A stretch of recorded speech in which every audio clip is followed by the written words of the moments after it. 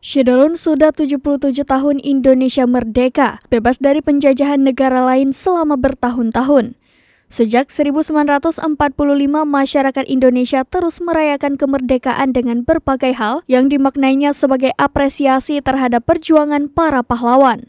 Musisi Bim Bim Slank menganggap bahwa Indonesia baru benar-benar merdeka di usia 77 tahun. Bim Bim menilai Indonesia baru memulai merdekanya, karena baru tahun ini masyarakat bisa merasakan demokrasi yang sebenarnya. Penabuh drum grup band Slank itu merasa baru belakangan ini Indonesia baru menunjukkan kebebasan berpendapat, serta semua perselisihan diselesaikan secara hukum.